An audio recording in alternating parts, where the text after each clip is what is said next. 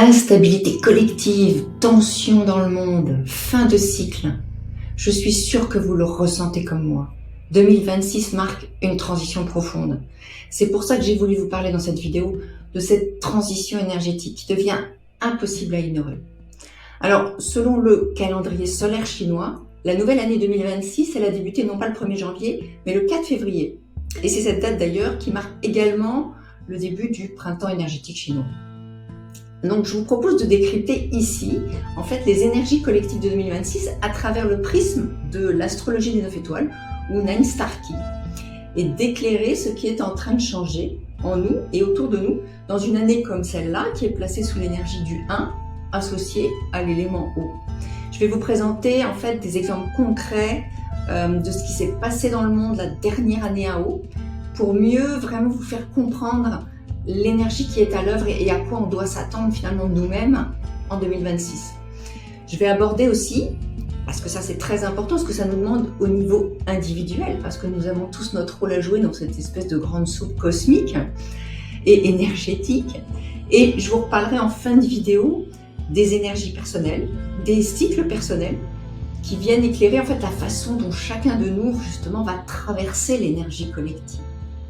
Comment il va s'orienter dans ce dédale énergétique. Donc, pour juste planter le décor rapidement, sachez que l'astrologie des 9 étoiles, c'est une branche de l'astrologie chinoise. Elle est peu connue en Occident et on l'appelle aussi Nine Star Key, Ki étant le Chi ou le Ki étant l'énergie, donc c'est l'énergie des 9 étoiles. Elle est basée en fait comme tout ce qui a trait aux arts métaphysiques chinois et à la médecine chinoise, sur l'observation de la nature.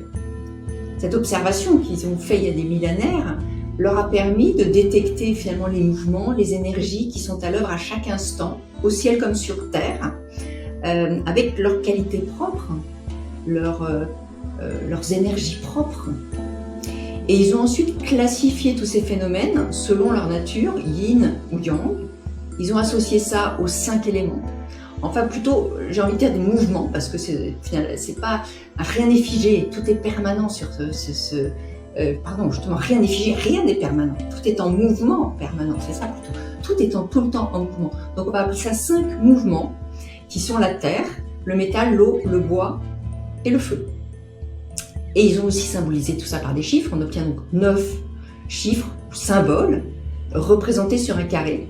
On appelle le carré Lo Shu, qui est d'ailleurs le même qui est utilisé pour le Feng Shui, avec le 5 au centre. Et comme vous le voyez à l'écran, le carré Lo Shu de base, il est avec le 5 au centre, comme je l'ai dit. Et puis à côté, vous avez le carré de l'année 2026, avec le 1 au centre. Donc en fait, pour résumer, l'astrologie des 9 étoiles, elle s'appuie sur 9 énergies. Le 1 eau, le 2 terre, le 3 bois, le 4 bois, le 5 terre, le 6 métal, le 7 métal, le 8 terre et enfin le 9 feu.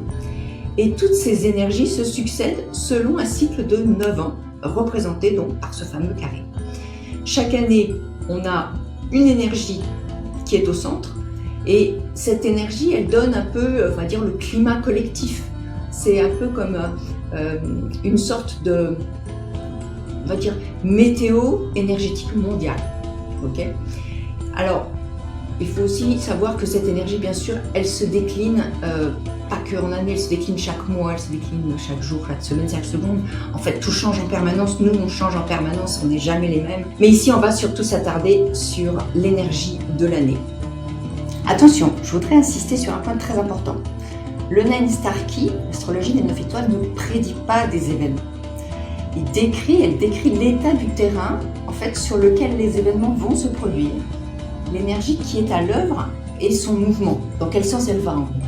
Ça nous permet justement d'anticiper. Et nous, humains, qui sommes un microcosme dans ce macrocosme, on est traversé par ces énergies, qu'on le veuille ou pas. On n'a pas le choix, on est impacté par toutes ces énergies. Mais au niveau collectif, en fait, ça nous donne des infos sur le climat global, sur la météo mondiale, en quelque sorte, les mouvements mondiaux qui sont à l'œuvre et surtout leur évolution possible. Ça nous permet d'anticiper encore une fois. Et du coup, au niveau individuel, ça nous permet, nous, de mieux nous préparer et puis de ne pas être surpris par la vague. Et je commence déjà à vous parler de vague parce qu'on est déjà dans le... Alors allons-y maintenant, entrons dans cette fameuse nouvelle année 2026 qui vient juste de commencer. Comment décrire l'énergie de cette année dans laquelle on rentre? Si vous ressentez en ce moment une sorte d'impression étrange qu'il y a quelque chose qui se termine, il y a de l'inconnu, c'est-à-dire quelque chose se termine, vous ne savez pas, le nouveau n'est pas encore vraiment là. Il y a une espèce d'inconnu, mais on sent qu'il faut que ça se termine, on sent qu'il faut passer à autre chose. Il y a comme une sorte de fatigue collective, de perte de repères, vous voyez? Et en même temps, il peut y avoir comme une tension, une impatience, presque une fébrilité dans l'air. Un peu comme s'il y avait une lame de fond qui se préparait, un tsunami. C'est un peu comme ça l'image que j'ai quand je pense à ça et que je ressens cette énergie-là. C'est vraiment l'effet que ça fait. Donc, si en fait vous voyez ce que je veux dire et si vous ressentez déjà ce genre de choses, ça veut dire que quelque part vous ressentez déjà les effets de l'énergie de l'eau qui s'installe progressivement. Parce qu'il faut savoir que l'énergie de l'année, que ce soit collectif ou que ce soit personnel, individuel, comme on verra plus tard, s'installe progressivement. C'est pas genre on est le 3 février, une énergie, et le 4, hop, c'est là, youpi, il y a là. Non, non. En général, on va dire 2 mois avant le début de l'année officielle, on sent déjà les influences de l'énergie. Donc du coup, c'est peut-être pour ça que vous avez déjà ressenti certaines choses, vu apparaître certains événements qu'on a pu apparaître déjà dans le monde depuis le début de l'année, parce que l'influence de l'énergie 2026 est là. Alors qu'est-ce que ça signifie une année 1O? Donc l'eau déjà, l'élément eau, en énergétique chinoise, en médecine chinoise, il est relié à l'hiver déjà, la nuit, le froid, la profondeur, il y a aussi une notion très forte de ralentissement, de gestation. Et la couleur d'ailleurs qui est associée, c'est le noir, mais ça me vient comme ça parce que j'ai le fond noir devant moi. La gestation donc, et puis tout ce qui est invisible, tout ce qui est caché encore, tout ce qui est secret, vous voyez, toutes ces choses-là. Mais c'est aussi, en fait, l'émotion qui est associée à l'élément eau, c'est la peur. Donc ça peut être les peurs collectives. Mais il y a aussi une notion de sagesse derrière ça, si on sait surfer avec. Et c'est aussi la mort de quelque chose. L'eau est associée finalement dans notre vie à la mort, la période de la mort. Mais donc derrière la mort, il y a forcément quelque chose d'autre qui doit renaître. Mais contrairement à ce qu'on pourrait croire, puisqu'on parle de ralentir, en fait, une année 1O, c'est pas forcément une année calme. Au contraire, ça dépend finalement de l'équilibre de cette eau. Pensez à l'eau sous toutes ses formes. Ça peut être à la fois un long fleuve tranquille, un tout petit ruisseau, certes, une gentille rivière, mais ça peut aussi devenir un torrent, un tsunami, une lame de fond, une crue. Il y a de la puissance et de l'intensité dans l'eau. La persévérance aussi de la volonté, ce sont les émotions aussi, ce sont les qualités qui sont associées à cet élément eau. La persévérance et la volonté. L'eau trouvera toujours, son chemin pour passer. Je pense que vous avez tous vécu des infiltrations, des fuites, etc. Mais souvent, ça fait pas, je sais pas, juste quelque chose qui vient d'arriver. L'eau était là depuis longtemps. Et le temps qu'elle arrive jusqu'à vous, qu'elle soit visible, elle cherchait son chemin, mais elle savait qu'elle allait y arriver. C'est ça l'énergie de l'eau. Et regardez d'ailleurs à quoi on assiste dans le monde depuis quelques semaines. Il y a des manifestations partout dans le monde. Les peuples qui se réveillent, qui se soulèvent. On assiste beaucoup à des inondations, des crues. Il y a aussi des accidents de train, parce que l'eau, au niveau collectif, est associée au transport terrestre. Vous voyez l'image de la lame de fond de quelque chose qui est étrange, en fait, qui me paraît étrange. En tout cas, moi, c'est comme ça que je le vois. C'est comme s'il y avait quelque chose en préparation, en sous-marin, vous voyez. C'est pour ça que j'ai vraiment cette image de la lame de fond. Mais pensez aussi, pour comprendre cette énergie, à tous les termes qui sont liés à l'eau. Que ce soit les infiltrations, la dissolution, la fonte, les inondations, les tsunamis, tout ça, tous les termes, les fuites, à tous les niveaux, dans tous les domaines. C'est vraiment, ça peut être très étendu, c'est une analogie. Gardez ça en tête, c'est une analogie cet élément. C'est donc une année en fait où les certitudes fondent, où tous nos repères se dissolvent, il n'y en a plus, ça disparaît, c'est nettoyé, il y a un nettoyage vraiment qui se fait, et les systèmes en fait deviennent instables de l'intérieur. C'est-à-dire que même si extérieurement tout semble encore tenir, parce qu'on a l'impression qu'il y a tout ça en trame de fond, mais concrètement il n'y a rien de particulier, c'est-à-dire que les systèmes sont toujours là, ils sont là, mais c'est une année finalement où le monde change de l'intérieur, avant de changer à l'extérieur. Donc il va potentiellement y avoir deux phases dans cette année. Première phase justement où ça va changer plus à l'intérieur le temps que tout ça soit nettoyé avant d'être visible à l'extérieur. On assiste à la fin d'un cycle, hein. Il faut vraiment vous mettre ça dans la tête, c'est la fin d'un cycle, la fin d'un système. Tous les systèmes actuels ils sont dépassés, obsolètes, ça explose de partout, que ce soit l'économie, la santé, l'éducation, les banques, les politiques, le gouvernement. Mais du coup c'est la fin de quelque chose, mais c'est aussi le début d'autre chose, d'une nouvelle ère, qui pour le moment en fait elle demande à être pensée, réfléchie. C'est comme vous savez, une terre vierge, vous allez planter les graines qui vont germer dans le futur. Mais tout ça, ça prend du temps. L'hiver, en fait, les graines sont sous terre, mais n'imaginez pas qu'il ne se passe rien. Elles sont en train de se préparer pour germer au printemps. Alors ne soyez pas impatients, parce que on ne change pas un monde en un jour. Je sais qu'on aura envie, mais en fait, malheureusement, il n'y a pas de baguette magique. Alors maintenant, pour vous faire comprendre en fait l'énergie de cette année de façon concrète, avec des cas, des exemples, j'ai eu envie de vous partager ce qui s'est passé en 2017, qui était la dernière année 1O, il y a 9 ans, et qui reflète bien l'énergie d'une année 1. Alors juste avant, je fais une petite parenthèse. Si cette vidéo vous plaît, pensez à mettre un pouce pour soutenir mon travail et vous abonner aussi pour suivre les prochaines vidéos. Alors revenons donc à cette année 2017, la dernière année 1O. On va passer en revue différents domaines pour que vraiment vous compreniez un peu tout ce qui se trame derrière ça.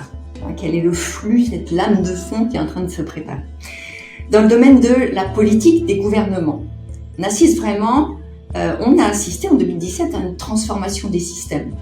Il y a eu quand même l'inauguration de Donald Trump aux États-Unis, c'est-à-dire que c'est vraiment un changement radical, un nouveau visage, un changement de leadership et une rupture avec les normes précédentes. On a assisté à l'élection d'Emmanuel Macron en France, qui est aussi apparu comme un nouveau visage, quelqu'un de nouveau dans ce paysage international, dans cette scène politique. Après aussi, on a assisté au Brexit qui a été activé au Royaume-Uni. Et ce changement, finalement, ça a été comme un changement profond dans les alliances internationales. On a pu aussi assister à toutes sortes de revendications séparatistes.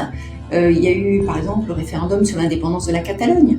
Et tout ça, ça a créé une profonde crise politique en Espagne, qui a montré justement des remises en question des structures étatiques traditionnelles telles qu'elles étaient à ce moment-là.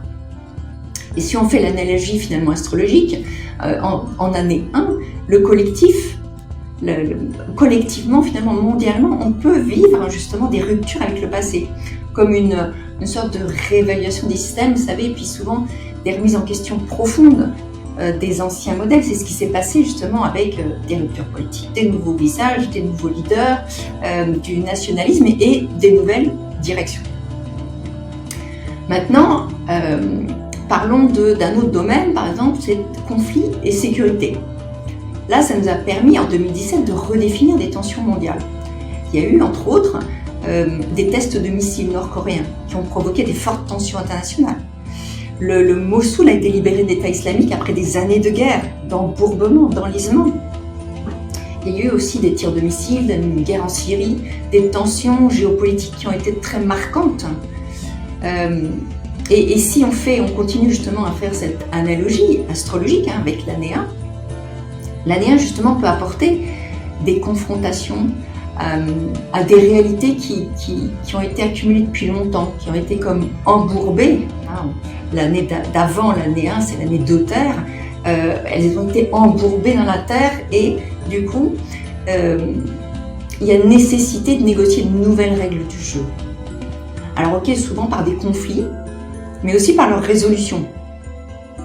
En fait, c'est un peu comme un nettoyage énergétique en quelque sorte qui se passe. C'est vraiment ce truc-là Il y a des conflits qui tout d'un coup deviennent de plus en plus visibles, qui sont embourbés, etc. Et on envoie tout valser, on nettoie et on crée quelque chose d'autre à la place. On fait place nette. Maintenant, occupons-nous du domaine bancaire et financier. Là, je vais vous parler déjà aussi, je vais aller plus loin que 2017, je vais vous parler de 2008, qui était aussi une année à haut, qui a été comme une révélation des failles qui existaient. L'énergie eau, elle active ce qui est profond, ce qui est caché, ce qui est fluide. Et en 2008, ça s'est manifesté par la révélation d'un déséquilibre énorme dans le système financier mondial, qui a créé justement un choc global du crédit bancaire. C'est la fameuse crise des subprimes qui a été terrible. Et ça a été comme un effondrement en fait de toutes les fondations liquides du système économique.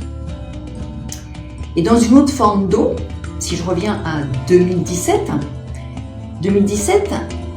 a représenté une sorte une période de transition vers une sorte de nouvelle configuration du marché.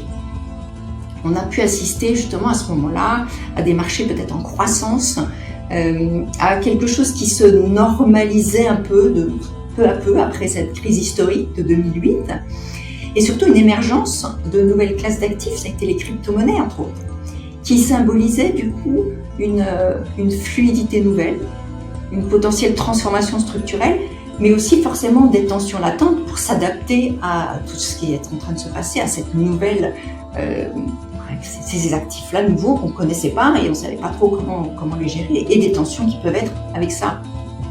Donc ça, c'était le niveau financier bancaire. Maintenant, au niveau du climat et des catastrophes naturelles, qui eux deviennent des catalyseurs en fait collectifs, des prises de conscience très très fortes. En 2017, on a assisté à une saison cyclonique qui a été très très active, avec des cyclones comme Harvey, comme Irma, comme Maria, qui ont causé des destructions massives. Il y a eu en revanche des sécheresses très fortes, mais il y a eu aussi des inondations, des crues, des phénomènes climatiques hyper intenses un peu partout dans le monde, des catastrophes comme il n'y en avait pas eu depuis très très longtemps. Et tout ça, si on fait l'analogie avec l'astrologie, avec l'année 1, cette année 1 peut effectivement être comme avoir un effet catalyseur. Elle force finalement une sorte de repositionnement face à des réalités qu'on ne savait pas. Alors, la majorité des gens ne savaient pas, c'est des réalités qu'on ignorait. Mais du coup, ce repositionnement, il est urgent et c'est comme si ça nous pète à la gueule, en fait, il est là. Et par exemple, là, ça a été sur le climat. Donc ça pousse vraiment le collectif à échanger des anciens schémas contre de nouvelles urgences à agir. C'est maintenant, il faut faire autrement, il faut qu'on se remette en question. On est devant et on n'a plus le choix, en fait. Ça agit comme un détecteur de déséquilibre profond. Ça fait remonter à la surface ce qui est latent et ça entraîne des confrontations directes avec des réalités du quotidien et ça pousse surtout à réévaluer les structures qui existent là. Qu'est-ce qu'on fait avec ça? Qu'est-ce qu'on peut changer? Maintenant qu'on sait ça, qu'est-ce qu'on en fait? Et les phénomènes climatiques extrêmes qui sont survenus en 2017, les inondations dévastatrices, les ouragans qui ont fait des dégâts incroyables, les crues, les sécheresses, les températures élevées, tout ça, ça constitue des exemples forts d'une année à où les déséquilibres sont mis en évidence. Et comme je vous le disais, ils forcent une prise de conscience collective, d'autant plus qu'ils touchent à la sécurité alimentaire, à l'accès à l'eau, aux chaînes de production agricole et à la santé publique. À noter également, parce qu'on parle de climat ici, donc de météo mondiale, mais vraiment météo au sens propre du terme, en 2008, je voulais revenir là-dessus parce qu'en 2008, on a constaté un hiver très rigoureux en Asie centrale, en Chine, les conditions les plus intenses depuis plusieurs décennies dans certaines régions. Et même en fait, on a observé de la neige à Bagdad, ce qui est vraiment un truc hyper rare. Donc, pour bien vous montrer que au niveau du climat, on peut s'attendre à différentes choses, que ce soit de l'eau, que ce soit du froid. C'est vraiment les principales tendances de cet élément eau. Maintenant, prenons un autre domaine, le renouveau social, l'éveil collectif, c'est-à-dire la société et tous les mouvements de masse, les mouvements collectifs. En 2017, il y a eu la Women's March, la marche des femmes, et la mobilisation d'un mouvement qui s'appelait MeToo, qui ont transformé en fait la conscience collective autour des questions justement de genre, de pouvoir et de voix marginalisées. Et alors, ce qui est intéressant, c'est que on voit bien ici le lien avec l'énergie de l'eau qui, selon la médecine chinoise, est reliée aux reins d'abord, mais aussi aux organes reproducteurs, aux organes génitaux, aux organes sexuels. Donc tout ce qui a trait à ces thèmes-là, à la sexualité, aux organes génitaux, à aux problèmes de reproduction, de natalité, tout ça, ça sera au centre des débats en 2026. Et d'ailleurs, on a déjà des dossiers qui ont commencé à sortir, qui ont trait à toutes ces choses-là, ces thèmes-là, de façon assez sombre d'ailleurs. Et puis l'importance des mouvements sociaux en fait qui remettent en question des structures ou des sujets invisibles du plus grand nombre jusqu'à ce jour. C'est finalement toutes ces femmes qui se sont mises en marche, c'était des mouvements sociaux qui ont été là pour aller dans le sens de ce qu'on voulait, pour mettre en lumière, pour que tous les gens qui ne la voyaient pas jusqu'à maintenant voient ce qui était là. Et toujours dans mon analogie astrologique, l'année 1, elle favorise justement les mouvements sociaux, les nouveaux récits, souvent initiés par des individus qui remettent en question les récits qui étaient établis jusqu'à maintenant. Et ça apporte une énergie un peu de réveil collectif, de reconfiguration de ce qui existe, des normes et une nouvelle compréhension sociale, individuelle. Maintenant, dans le domaine des sciences et technologies, ça a été en 2017, ça a permis des nouvelles perspectives, des nouvelles frontières en fait. On a assisté aux États-Unis à la première éclipse solaire qui a traversé les États-Unis depuis près d'un siècle, qui a été un événement finalement unificateur sur un plan symbolique, scientifique. Tout le monde a regardé ça, tout le monde s'est passionné pour ça. Mais on a eu également une attaque cybermondiale qui a révélé les fragilités numériques globales. Donc, dans cette année 1, c'est l'année 1 l'active des ruptures technologiques ou des révélations surprenantes qui font justement émerger des préoccupations nouvelles, comme la cybersécurité en l'occurrence, ou des événements mondiaux qui vont capter l'attention collective et qui vont créer des prises de conscience globales. C'est vraiment ça qui est important, c'est que, encore une fois, l'eau, elle vient révéler, elle vient mettre devant votre conscience des choses pour que tout le monde se réveille, que prendre conscience de ce qui est là et de dire, ok, on va changer. Qu'est-ce qu'on peut changer? Ok, c'est vraiment ça. Et alors, j'ai aussi eu envie de vous faire un focus sur les agriculteurs. On a beaucoup entendu parler. En janvier 2026, vous le savez, des mouvements agricoles, des gros mouvements agricoles ont eu lieu en France, en Grèce, en Irlande, dans d'autres États membres de l'Union européenne surtout. Et les agriculteurs, ils manifestent notamment contre un projet d'accord de libre-échange entre l'Union européenne et le Mercosur. Les principales revendications, elles portent, si on les écoute, sur finalement les risques d'inondation du marché européen par des produits agricoles qui sont moins chers et moins réglementés. Donc, voyez, vous avez bien noté le mot inondation, on est déjà dans l'eau. La pression financière sur les exploitations avec le carburant est du liquide, on est encore dans l'eau, les intrants, l'alimentation animale, les flux, les ressources, on est toujours dans cette notion d'eau. Les inquiétudes autour de l'avenir de l'agriculture locale et surtout la sécurité alimentaire. On sort aussi, il faut le savoir, d'une année 2 terres au niveau collectif. Et le 2 terres, c'est la mer. C'est vraiment ce qui nous nourrit, ce qui nous soutient. Donc on a beaucoup parlé des agriculteurs l'année dernière, en 2025, mais il n'y a pas de hasard. Le 2 était au centre du carré, et donc finalement ils ont beaucoup fait parler d'eux parce que c'était le thème, c'était sur le devant de la scène. Mais on était dans cette année 2 terres, donc finalement toutes les négociations, tout ce qu'on a pu faire, c'était une sorte c'était comme embourbé, enlisé d'une certaine façon. Il n'y a rien qui a été vraiment résolu. Il y a eu plusieurs tentatives. Mais finalement, certainement parce que ce système-là, il demande lui aussi à être restructuré. Il est potentiellement à bout de souffle sous sa forme actuelle. Et finalement, en année 1, tout ce qui est ancien, tout ce qui est fragile, comme je vous l'ai dit, ou qui est mal structuré, tend à émerger en surface de manière à être vu par tout le monde pour être confronté. Donc, les protestations actuelles des agriculteurs sont assez typiques finalement d'une énergie 1O qui met en lumière justement les tensions profondes autour de l'alimentation, la sécurité alimentaire, l'équité économique, les flux, la protection des ressources, les contradictions aussi dans les systèmes existants. Et elle révèle, elle expose les questions fondamentales de survie, de ressources et de sécurité collective. Et puis avec tout ça, ça s'est accompagné des protestations de masse, avec des blocages de routes, avec des convois de tracteurs, des convocations politiques. Et tout ça, les mouvements sociaux collectifs autour de sujets importants sont aussi associés à l'énergie de l'année 1, c'est-à-dire le collectif se réveille et du coup se met ensemble pour aller exprimer cette énergie conflictuelle. Donc finalement, ils ont eu besoin d'exprimer ça. Ça s'est manifesté de cette manière-là. Voilà, ça c'était les exemples que je voulais vous montrer de ces années 2017, même 2008, pour que vous compreniez ce qui est à l'œuvre et ce qui peut se passer en 2026. Alors, dernier point aussi, le 1O, il est associé au fils cadet.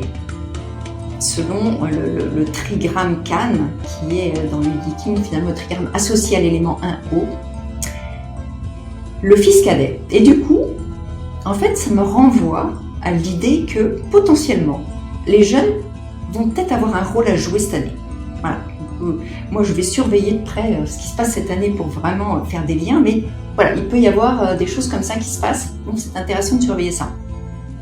Attention aussi à tout ce qui a trait aux informations, aux nouvelles. Attention à ce que vous lisez. Okay, les infos, elles vont vite, elles se répandent, elles sèment le doute. Donc faites preuve de discernement. Attention aux fake news. Il peut y avoir des choses qui seront cachées, des accords secrets aussi, on est dans l'eau. Voilà, faites attention à tout ce que vous entendez, tout ce que vous lisez. Et aussi pour finir sur le collectif, surveillez l'eau, tout simplement. Les crues, les inondations, la qualité de l'eau, la gestion de l'eau, tous ces thèmes-là, soyez attentifs à ça cette année. Okay. Et ne soyez pas surpris finalement si tout ça arrive. Donc en synthèse, finalement, les thèmes de l'année, on a des ruptures sociales et politiques, une remise en question des anciens systèmes, une apparition de nouveaux mouvements collectifs, de sociaux, de nouveaux leaders, de nouveaux visages, des révélations, des découvertes aussi qui vont mobiliser l'opinion publique, qui vont mobiliser la scène mondiale, et des accélérations et des prises de conscience forcées par des événements brutaux ou alors inattendus. Okay. Donc j'espère que ça clarifie déjà un peu pour vous cette énergie de l'année 2026. Alors du coup maintenant, parlons de vous, de nous en tant qu'humains au milieu de tout ça, parce que tout ce que je vous ai présenté jusqu'à maintenant, c'est le collectif, c'est global. Okay. Mais du coup ça se ressent, nous, chacun de nous, on le ressent, on peut le ressentir dans le corps, par la fatigue, par du stress, par des peurs, par le sommeil, par les émotions, le doute, l'hypersensibilité et les fameuses peurs dont je viens de vous parler. La peur, encore une fois, c'est vraiment l'émotion qui est associée à l'élément eau. Et cette peur-là, elle peut être très constructive, au contraire, vous bloquer complètement. Mais ça peut se ressentir aussi dans les décisions, c'est-à-dire que soit on attend, on ne fait rien parce que justement on est bloqué, on n'ose rien faire, ou au contraire on peut avoir des réactions excessives avec un excès d'eau qui vient d'un coup être beaucoup trop volontaire et on avance et on y va sans vraiment peser le pour et le contre, des réactions excessives qui peuvent survenir en fait. Donc attention à tout ça, soyez conscients. Finalement pour moi cette vidéo c'est pour vous permettre de devenir conscient de ce qui se passe en vous et autour de vous et de ne pas vous laisser embarquer par les égrégores collectifs. Ok.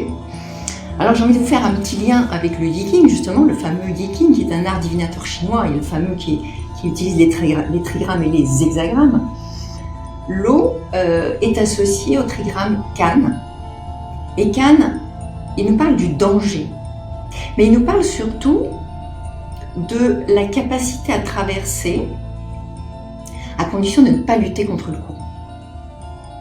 Le message, en fait, il est clair, c'est-à-dire que ça ne sert à rien de forcer pour traverser une année haut, d'être impatient, ou même si vous avez envie que tout ça change d'un coup de baguette magique. Je le sais, moi aussi. J'ai envie que, pof, ça y est, c'est le nouveau monde, youpi. Et en fait, non, on est tous pareils, on est impatients que ça change, mais ça se fait pas comme ça, ça se fera pas aussi simplement. Je suis désolée de vous le dire. Ce qu'il faut vraiment comprendre, en fait, c'est que en 2026, l'énergie collective, elle nous invite à ralentir intérieurement. Même si autour de nous, le monde accélère, même si le rythme est de plus en plus rapide, si ça part dans tous les sens. Restez à l'intérieur de vous, revoyez vos priorités. Revenez à l'essentiel. à ce qui a du sens pour vous. L'eau, elle appelle le sens. Okay. Acceptez de ne pas tout maîtriser non plus. Parce qu'on va vers de l'inconnu. Il y a de l'inconnu dans une année à eau. On sait que ça ne peut plus être comme ça, mais on ne sait pas comment on veut que ça soit pour l'instant. On ne sait même pas ce que ça va devenir. Et aussi, très important, aller vers l'union, le un, l'unité plutôt que la division. C'est-à-dire qu'au lieu de tirer la couverture à soi, c'est le moment de s'unir pour aller vers ce qu'on veut voir germer demain. C'est rien de se critiquer les uns les autres, se comparer, etc. Allons dans le même sens, de manière à créer comme une énergie, un égrégore justement de masse vers ce qu'on veut voir germer. Okay. C'est pas une année pour forcer des décisions ou alors chercher des certitudes absolues. Il n'y en aura pas. Il y a des grandes chances qu'il n'y en ait pas. C'est au contraire une année pour poser des directions. Écouter, observer, écouter les signaux et préparer le nouveau cycle qui va démarrer, qui démarre maintenant, même en même temps que quelque chose se finit, il y a ce nouveau cycle qui redémarre derrière. Les deux viennent en même temps. Et demandez-vous, qu'est-ce que vous voulez voir en face de vous dans le monde? Qu'est-ce que vous voulez voir en face de vous dans ce monde? Et à partir de là, commencez à le créer à votre niveau. Qu'est-ce que vous pouvez faire? Juste une petite action, ça n'a pas besoin d'être énorme. Mais chaque action, chaque petit pas est important. Soyez persistant, ça demande de la persévérance. L'eau, elle est persévérante. Persévérante, oui, c'est ça. Et surtout, autorisez-vous à prendre du recul quand vous sentez que vous êtes embarqué par les peurs collectives. Faites preuve de discernement. Mettez-vous sur la berge là, et laissez passer le courant à un moment donné pour voir ce que vous voulez vraiment, où ça a du sens. Et vous reprendrez le flux, vous reprendrez la vague dans le bon sens quand vous serez prêt. Ok? Alors maintenant qu'on a vu le collectif, on a vu aussi ce que ça nous fait individuellement, ce collectif, j'ai envie de vous parler d'un troisième axe. C'est votre année personnelle. Et c'est là que ça devient vraiment intéressant. Même si on traverse la même énergie collective, on le traverse là, on ne peut pas y couper. On est tous dedans, je vous l'ai déjà dit, elle est là. Mais on ne va pas la vivre tous de la même façon. Ok? Donc, comme je vous l'ai déjà dit, l'énergie collective annuelle, c'est vraiment le climat dans lequel tout le monde évolue. Okay. Elle agit comme la météo ambiante, le décor, en fait, la pression ambiante. D'accord. Et comme vous avez pu le voir dans tous les exemples que je vous ai donnés jusqu'à maintenant, elle influence quelque chose de macro, elle influence les grandes tendances sociales, elle influence l'économie, la politique, le rythme du monde, l'humeur collective éventuellement, les opportunités globales qui peuvent être à l'œuvre. Okay. C'est vraiment, on va dire, le champ dans lequel on avance tous, qu'on le veuille ou pas. Donc après, c'est libre à vous de lutter contre ça, mais ça vous amènera de la souffrance, quoi qu'il arrive. Donc accueillez ce qui est là, soyez conscient de cette énergie-là collective.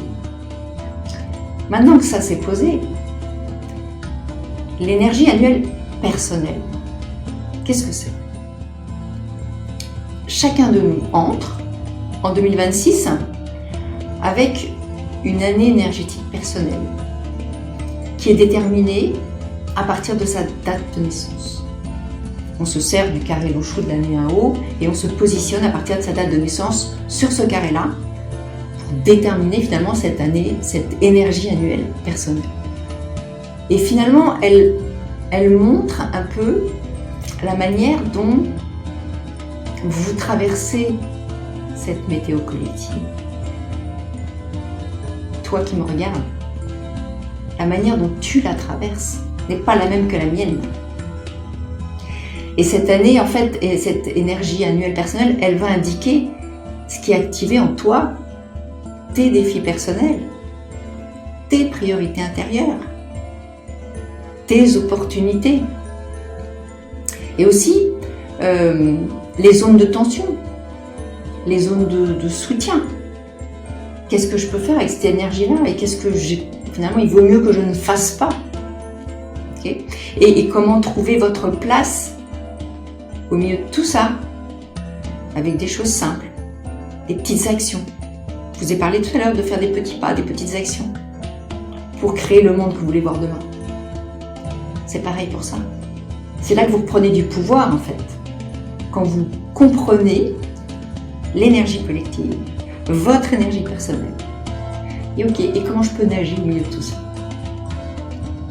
Je vais vous donner quelques exemples, justement, pour vous montrer un peu le cycle des années personnelles, qui lui va du 1, aussi, il y en a aussi 9, hein, il va du 1 au 9, alors qu'en collectif, ça descend du 9 au 1, dans l'autre sens. Donc l'année 1, c'est vraiment l'année haut, donc c'est ce moment de semer, de rêver, finalement c'est l'intériorité, ça va très lentement. L'année 2, c'est le moment de structurer, de créer des réseaux, de soutenir, de partager, de donner et recevoir, de demander de l'aide. L'année 3, c'est le moment d'agir, d'oser, mettre en mouvement. On y va, on met le projet dans la matière. En année 4, on ajuste, on influence, on ne se laisse pas trop influencer, on s'adapte tout en gardant notre fil. En année 5, on peut intensifier, on se recentre, on transforme. On évite de trop se recentrer, d'ailleurs, de trop décentrer, justement. En année 6, c'est le moment d'aligner, de clarifier, de structurer, de faire du tri et de célébrer aussi. En année 7, c'est on savoure, on célèbre, on ressent. On est dans la récolte en année 6 et 7. L'année 8, elle transforme, on intériorise, on mature. Et pour venir finalement en année 9, clôturer, rayonner, libérer et recommencer un autre cycle. Et chacune de ces années a un rythme différent. En année 1, c'est très lent. En année 9, ça va vite. En année 3, ça va vite. C'est le printemps, c'est le bois. Et quand on comprend son énergie, on ne subit plus l'année. Ça permet d'anticiper et justement de poser des actions justes. De vous demander, en fait, qu'est-ce que cette année me demande, plutôt que qu'est-ce que j'ai... Oula, j'arrive pas à le dire. Qu'est-ce que j'exige, moi? Essayez de le dire, vous. Qu'est-ce que j'exige, moi? Qu'est-ce que je veux, moi? Absolument. Mais est-ce que c'est ce que mon année me demande? Est-ce que c'est ce que l'énergie me demande? Et sinon, ça peut être tendu. Ça vous permet du coup d'être moins déçu peut-être par vos résultats, de modifier vos attentes en fonction de ce que vous offre l'énergie de votre année, l'énergie du moment. Et d'ailleurs, alors je vais faire une parenthèse ici, puisqu'on parle de cette année personnelle. Une transition en fait, j'ai créé justement pour ça, vous aider sur ça, j'ai créé et enregistré un atelier en ligne qui s'appelle Énergie 2026, dans lequel justement vous allez pouvoir découvrir votre année personnelle 2026, vous allez pouvoir comprendre les défis, les opportunités de cette année pour vous personnellement, et vous allez pouvoir repartir avec des clés concrètes, quelque chose d'ancré, un ancrage, une sorte de direction claire pour votre année. Vous allez comprendre, ça va comme éclairer ce qui est en train de se passer. Ok, pour moi, c'est hyper important parce que quand on comprend en fait l'énergie de son année, le cycle qu'on traverse, ça permet vraiment de ne plus le subir, mais de marcher avec. Vous parlez tout à l'heure de suivre la vague, de vous laisser porter par le flux finalement. Hein. On est toujours sur des termes de l'eau, comme vous voyez. Mais on marche avec. Et on se sert de l'énergie pour nous faire avancer dans nos projets, dans notre vie. Voilà. Donc pour moi, c'est vraiment quelque chose de capital. Donc je vous mets le lien sur cette vidéo pour plus d'infos si ça vous intéresse. Souvenez-vous, encore une fois, ça ne sert à rien de nager à contre-courant. Ça ne sert à rien. Okay. Donc vous trouverez le lien, comme je viens de vous le dire, sous cette vidéo pour plus d'infos. Alors maintenant, pour conclure, je vais vous faire comme un résumé finalement. 2026, il ferme un cycle et il en ouvre un nouveau en même temps. Mais finalement, ce nouveau cycle, il commence dans l'écoute, il commence dans l'observation, même dans le ressenti, dans l'ajustement. Ça ne sert à rien d'aller trop vite non plus. Sans se laisser embarquer par les peurs collectives, encore une fois. Autorisez-vous à vous mettre sur la berge de temps en temps. Et dites-vous bien que, quoi que vous en pensiez, les systèmes actuels, les situations, doivent mourir avant de renaître autrement. Mais, encore une fois, je vous l'ai déjà dit, il n'y a pas de baguette magique. Donc, il s'agit vraiment de prendre le temps. Donc, vraiment, cette année, faites confiance au mouvement de la vie. Et utilisez les énergies qui sont à votre disposition autour de vous. Plus c'est gratuit, elles sont là. Voilà, c'est pour ça, je les ressens, je les connais, j'ai conscience des énergies collectives, éventuellement personnelles. Ça, c'est gratos. Allez-y, utilisez-les. Ok ? Et surtout, prenez soin de vous. C'est important, prenez soin de vous. Je vous souhaite une très belle année, une belle année aquatique. Et je vous dis à très vite.